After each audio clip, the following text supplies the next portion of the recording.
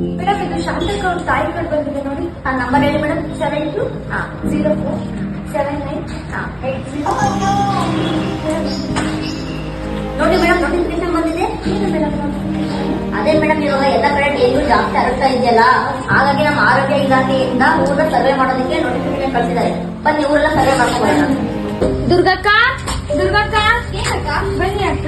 ಅಕ್ಕ ನಿಮ್ ಮನೇಲಿ ಏನಾದ್ರು ಶೀತ ಕೆಮ್ಮು ತಲೆನೋವು ಆ ತರ ಸಿಂಟಮ್ಸ್ ಕಾಣ್ತಿದ್ದೀರಾ ಅಕ್ಕ? ಇಲ್ಲ ಅಕ್ಕ, ಆ ತರ ಯಾಕೆ ಮೇಡಮ್ ಹಿಂಗ್ ಕೇಳ್ತಿದ್ದೀರಾ? ಅಣ್ಣ, ಡೆಂಗು ಹರಡ್ತಿರೋ ಕಾರಣ ಆರೋಗ್ಯ ಇಲಾಖೆಯಿಂದ ಆದೇಶ ಹೊರಡಿಸಿದ್ದಾರೆ ಅಣ್ಣ. ಹೌದಾ?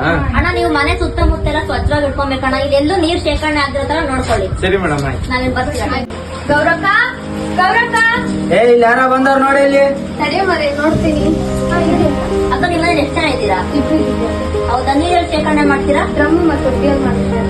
ಎಷ್ಟು ದಿವಸ ಒಂದ್ಸಲ ಕ್ಲೀನ್ ಮಾಡ್ತೀರಾ? ವಾರಕ್ಕೆ 2 ಸರಿ ಕ್ಲೀನ್ ಮಾಡ್ತೀನಿ ಕಣಕ್ಕ. ಕ್ಲೀನ್ ಮಾಡ್ಲಿಲ್ಲ ಅಂದ್ರೆ ಬಿಡ್ತಾಳ ಹೇಳು. ಹೌದಾ? ಬನ್ನಿ ತೋರಿಸಿ ಮೇಡಮ್. ನೋಡಿ, ಎಲ್ಲ ಶುದ್ಧವಾಗಿದೆ. ಆ ನೀರೆಲ್ಲ ಶುದ್ಧವಾಗಿದೆ. ನಿಮ್ ಸುತ್ತಮುತ್ತ ವಾತಾವರಣವೆಲ್ಲ ಸ್ವಚ್ಛವಾಗಿ ಇಟ್ಕೊಳ್ಳಿ. ನಾವೇನ್ ಬರ್ತೀವಿ. ನೋಡಿ ಮೇಡಮ್, ಈ ಏರಿಯಾ ಎಷ್ಟು ಗಲೀಜಾಗಿದೆ. ಎಲ್ಲ ಅಲ್ಲಲ್ಲೇ ಇದೆ. ಇಲ್ಲ ನೋಡಿ ಮೇಡಮ್, ಇಲ್ಲೆಲ್ಲ ನೀರೆಲ್ಲ ನಿಂತಿದೆ. ಅವೆರಡು ಏರಿಯಾಗೂ ಹೋಗೋಕ್ಕಿಂತ ಮುಂಚೆ ನಮ್ಗೆ ಹೋಗ್ಬೇಕಿತ್ತಲ್ಲ. ಹೌದು ಮೇಡಮ್, ನೋಡಿ ಈ ಏರಿಯಾ ಎಷ್ಟು ಕೊಳಚೆ ಆಗಿದೆ. ಮೊದಲು ಈ ಏರಿಯಾ ಸರ್ವೆ ಮಾಡ್ಬೇಕು. ಬನ್ನಿ ಹೋಗೋಣ. ಏನಪ್ಪ ಈ ಮುಚ್ಚಲೆಲ್ಲ ಆಟ ಆಡ್ತಿದ್ಯಾ? ಮನೇಲಿ ಯಾರಿಲ್ವಾ? ಇದಾರೆ ಆಂಟಿ. ಕರಿ ಅಪ್ಪ.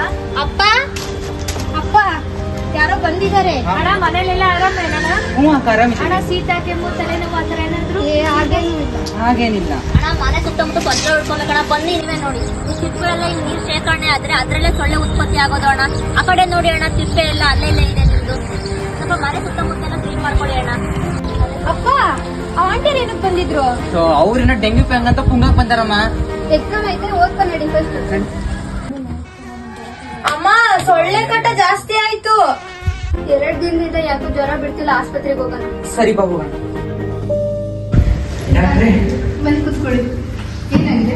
ನನ್ನ ಮಗಳಿಗೆ ಒಂದ್ ಸ್ವಲ್ಪ ತಲೆನೋವು ಜ್ವರ ಅಂತಿದ್ದಾಳೆ. ಜ್ವರ ಬಂದಿರೋದು, ವಾತಾವರಣ ಬೇರೆ ಸರಿ ಇಲ್ಲ. ಡೆಂಗ್ಯೂ, ಚಿಕನ್ ಗುನಿ ಎಲ್ಲ ಬರ್ತಿದೆ. ಒಂದ್ಸಲ ಹೋಗಿ ಬ್ಲಡ್ ಚೆಕ್ ಮಾಡಿಸ್ಕೊಳ್ಳೋಣ.